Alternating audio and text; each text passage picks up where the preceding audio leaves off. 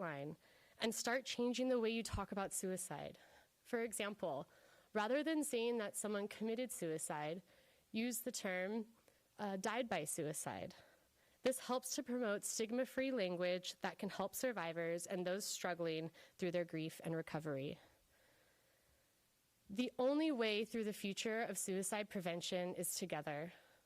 I welcome you to join me, the Behavioral Health Department, and all of our community partners in making our county not only a happy place to be, but a safe place for all. Thank you. I would now like to introduce Megan Boaz Alvarez, the Clinical Director at Transitions Mental Health Association and my fellow co-chair of the Suicide Prevention Council. Thank you. Thanks, Alicia. Good afternoon. We're currently experiencing incredibly difficult and uncertain times. Individuals with mental health issues may have a harder time than usual, and people without any underlying mental health conditions might be finding themselves struggling with depression, anxiety, or even just the effects of the ongoing isolation and disconnection from family and friends. For most of us, not having that usual access to our supports, friends, family, can't help but have an impact. And it's especially important right now to notice when somebody you care about might be in trouble and need some help.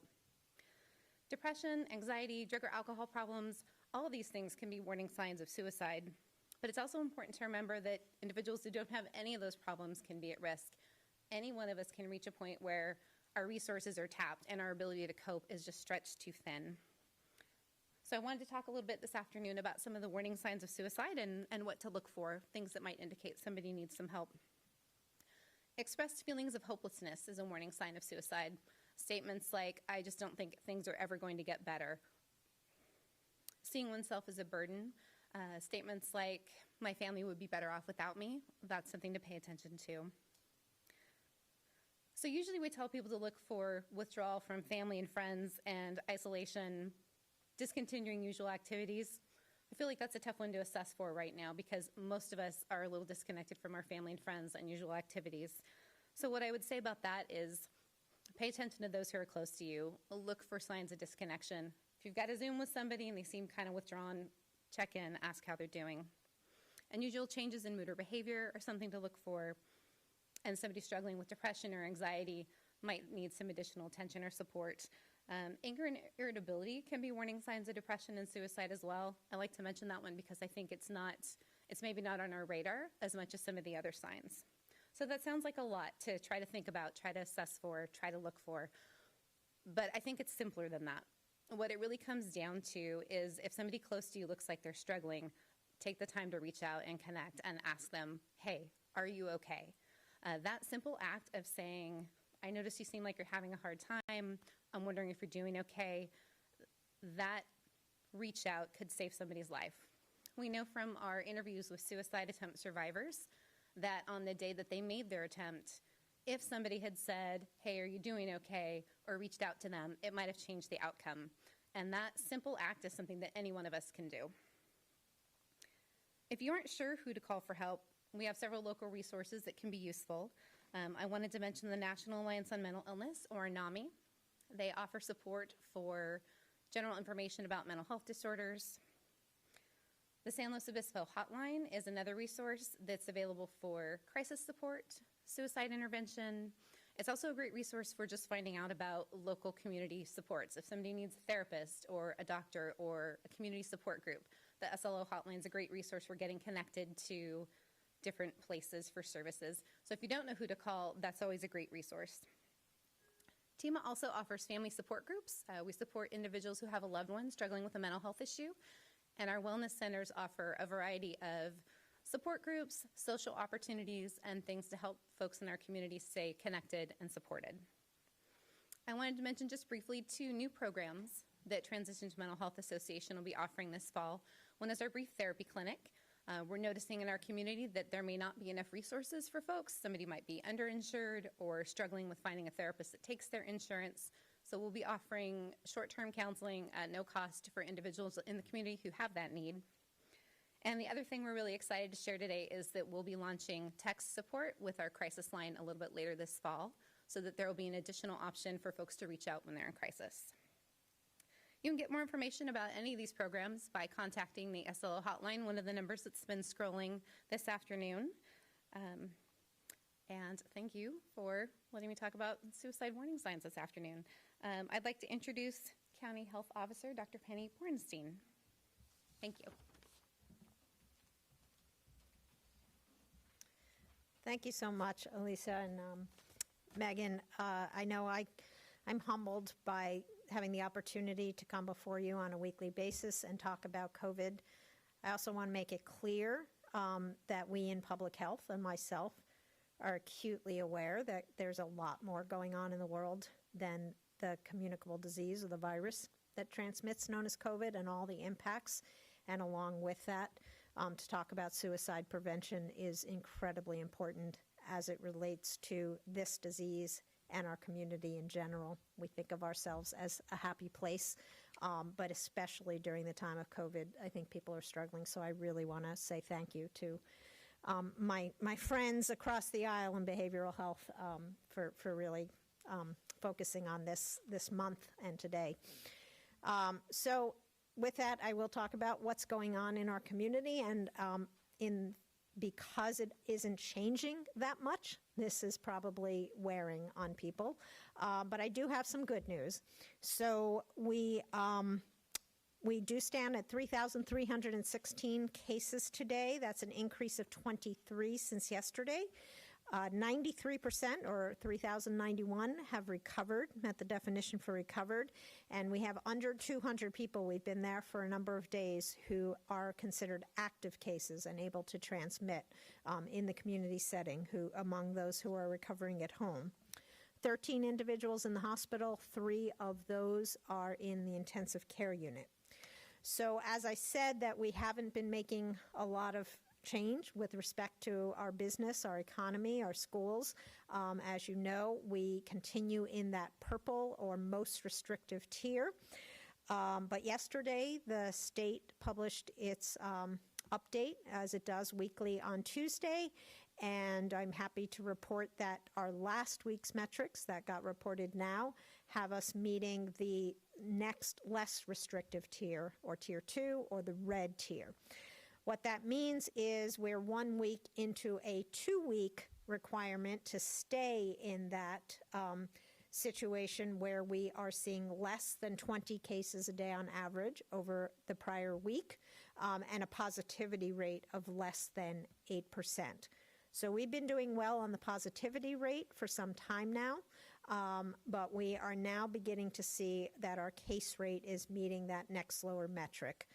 It is both a product of the case rate, and there also is an adjustment factor for the amount of testing. So we have been seeing a lot of increase in our testing. I'll talk about that in a moment. But those situations combined, decreased numbers, increased testing, low positivity rate, are putting us in sight of moving into the next most restrictive tier if we continue for another week. We hope that we'll be able to stay there in the red tier and even move forward, because we need to continue those good metrics if and when we move into that next tier, and we need to improve upon them to continue to move forward with additional business openings. The school opening, just to remind you, happens only once we are in the red tier for no less than 2 weeks. Then our schools can consider the opportunity for opening more broadly. So in the meantime, and as I keep saying every week, to get us from point A to point B, where we continue to see decrease in our cases, I will repeat every week, wear a face covering, keep your distance from others, avoid gatherings. If you are going to gather, please do so in very reasonable and responsible ways, meaning with very small numbers of people, 1 friend, keep to only that 1 friend or 1 family, at most 2, for a period of 3 weeks. Develop a contract that you are only going to gather with those people over that period of time, and even when you do so outdoors with mask and physical distancing. Nothing new here, but we need to continue to do these things so that we can get to the next place in our community functioning. So with respect to testing data, we have seen a lot more testing in recent weeks. Part of that was Cal Poly's coming back to school. The testing numbers went up. But as I've been saying for a number of weeks, we now have the ability to test in our community sites anyone who needs a test. We've also added to our metrics on our website additional information.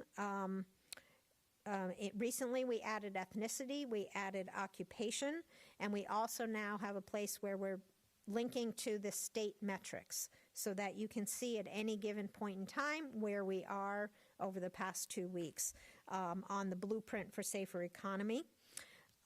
We have made one other change, which is removing a particular table related to the amount of testing that has gone on in our county. And the reason for that is we have always said from the beginning when we started to post the testing numbers, both the County Public Health Lab and other laboratories, that it is incomplete information. We felt it was very important at the beginning to differentiate how much public health lab testing was going on, how much other testing was going on.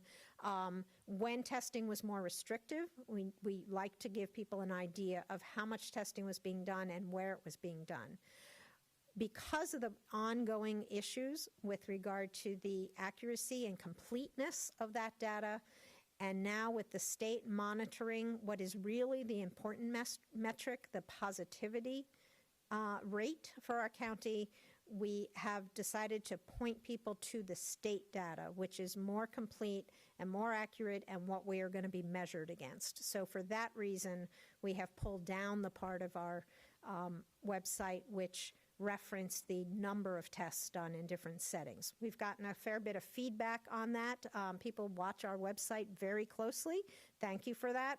But because of the number of questions related to that, I felt it was important to explain that change. The last thing I want to just reference again is we said last week that we'd be forthcoming with guidance around Halloween. Halloween is a little over a month away. We learned yesterday that the state is planning to issue guidance for how to safely celebrate Halloween. We do not want to tell our children and our adult children to not celebrate Halloween, but we would like at this point, knowing that the state is going to come out with guidance, to allow the state's guidance to come first.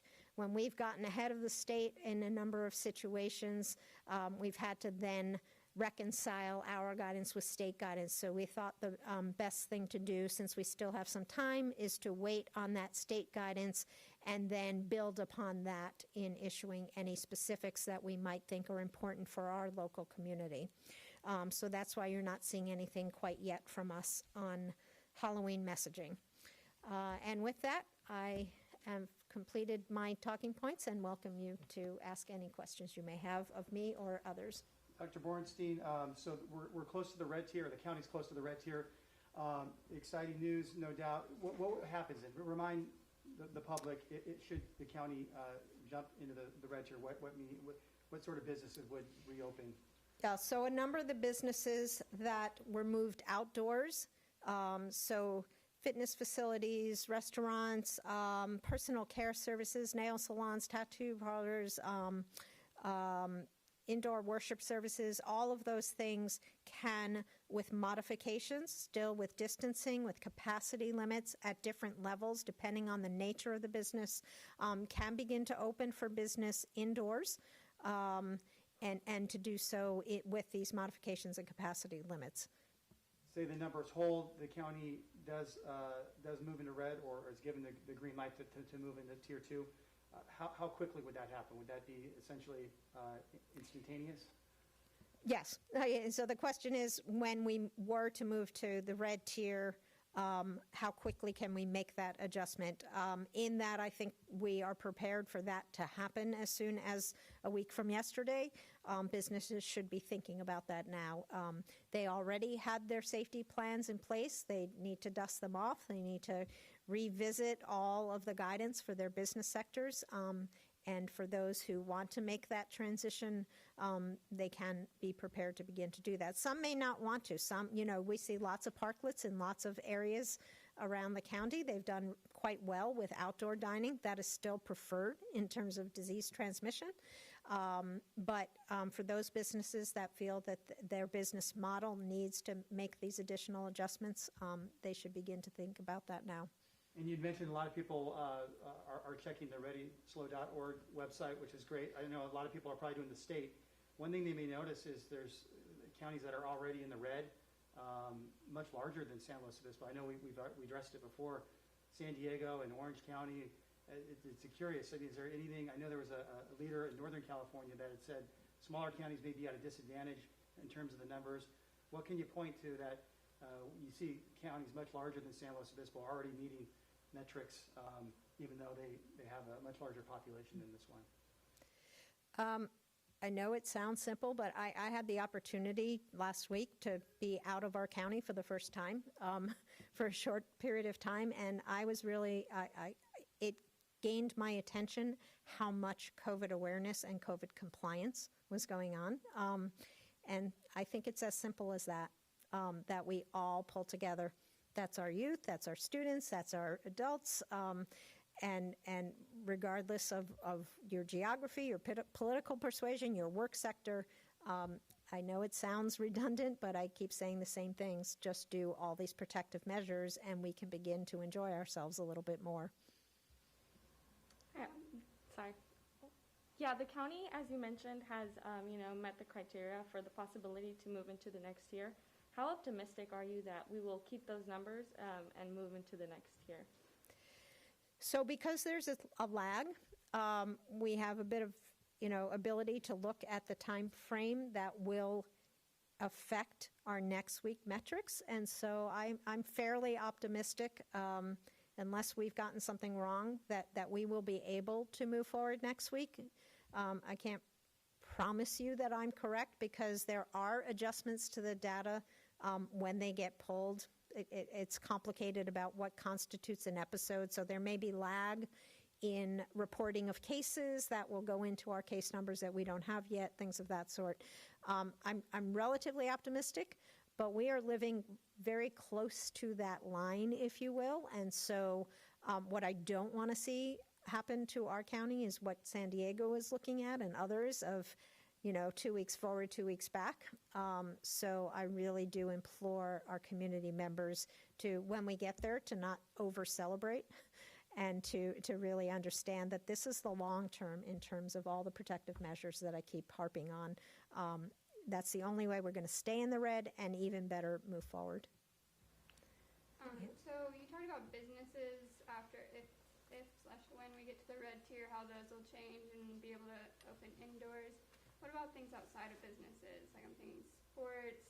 You mentioned schools a little bit earlier, but this won't obviously be like a life back to normal for those things. How will things change for those aspects? Right. So life back to normal is when we get out of the tiers entirely. So even in the least restrictive tier, yellow, we're still not talking about big concert venues. We're still not talking about parades. We're still not talking about, large weddings. So it's a step back toward where we had been, but we still have a long way to go. And as always, the long road for this is finding effective treatment or safe and effective vaccination that is taken up by a large proportion of the community so that we are not facing down, what some countries in Europe are now starting to see again is you let your guard down, you open up far and wide, and we can be right back where we were in terms of disease spread and, most importantly, hospitalizations and deaths. This county has been relatively spared all of that drama and trauma, but it is a communicable disease. We still remain at risk if we were to let our guard down. So I'm constantly thanking our community for doing all that they are, saying that there is more that we can do so we can get our case numbers down, and then we have to keep doing it over a period of 6 months, 9 months, 12 months. I'm not sure, maybe longer. with all of that said, I often get asked, are we ever going to get back to life as we know it? I do believe that is the case, but we need to be patient and we need to reach out to our friends in different ways to make sure that we feel safe and secure and happy in this new form of life for the foreseeable future. And another one, Dr. Bornstein. So I understand 2 large public school districts are looking to file for elementary school waivers, and a concern is on testing. So I understand they have to have some level of surveillance testing within those schools. Will the county be able to accommodate that testing need if and when those schools come back to in-person learning? Mm-hmm. So I liken it to what we have with our skilled nursing facilities or our prisons, which is called surveillance testing as opposed to outbreak testing. Very different. So as part of school opening and part of school plans, they have to have in place a mechanism for ongoing testing. For schools, the recommendation, and this is not a mandate, but it is a strong recommendation, that there be surveillance testing of staff. We have been in communication with the school districts, with the County Office of Education, looked at staff numbers, looked at the timeline, looked at our capacity in testing in the county, as well as additional capacity that can be brought to bear by the school districts.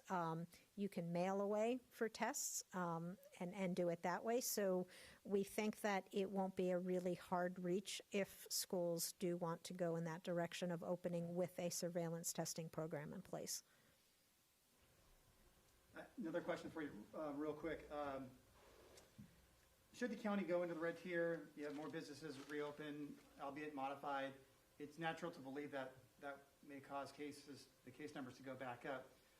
And then instead of the counties can go back into the purple tier, kind of yo-yoing up and down.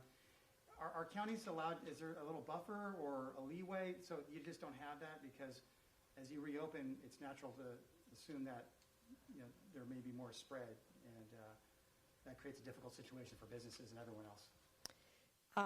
Yeah, the state metrics are what they are for the foreseeable future. I heard Dr. Galley today on the governor's press conference address that very question and said, at least for these 2 basic metrics, they do not envision any exceptions.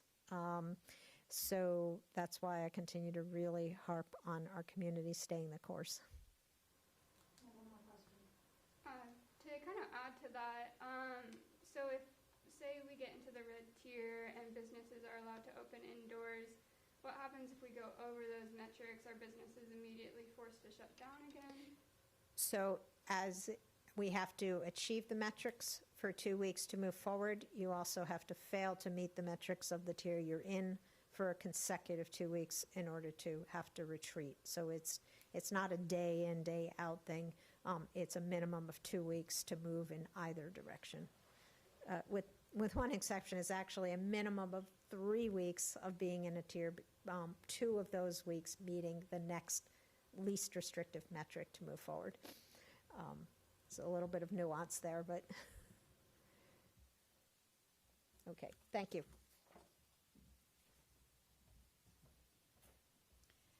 Thank you all for being here today and tuning in online and on TV. Just a few closing notes today, mostly about testing. You can get all our county's COVID information on readyslo.org or by calling the Phone Assistance Center or the pre-recorded public health information line. We continue to offer free COVID-19 testing at a number of locations around the county. Currently, these testing sites are located in Arroyo Grande, San Luis Obispo, and Morro Bay. Starting next week, the Morro Bay location will close and move to Atascadero at the Pavilion on the Lake. Appointments for the new Atascadero site will be available starting tomorrow. All other information about these sites and a link to make an appointment at these locations is located on readyslo.org under testing. Also, a reminder that testing is available from many local primary care providers and urgent care centers, and a list of urgent care centers where you can get testing is found also on readyslo.org. These briefings are found live on our SLO County Public Health Facebook page and on our county's homepage. They are also live streamed on KCOY and KSBY's websites and broadcast live on cable channel 13, as well as rebroadcast on public access channel 21 at midnight, 8 a.m., and 5 p.m. until the next briefing occurs. Thank you again for staying informed. Be well, and we will see you here next Wednesday at 3:15. San Luis Obispo County public health officials releasing some good news regarding the COVID battle. Right now, San Luis Obispo County 1 week into a 2-week requirement to move into the next tier, the red tier. Right now, they're in the purple, as many others are. 23 new cases of COVID for a total of 3,316. 93% of those cases recovered. 13 people are hospitalized this afternoon, 3 in the ICU. Also, state guidelines regarding Halloween expected out soon. We will have full team coverage tonight on News Channel 12 at 5 and 6 o'clock. We'll also continue to take these news conferences live as they happen. And you can get updates on the pandemic anytime on our mobile app or our website. Just head to kcoy.com/coronavirus.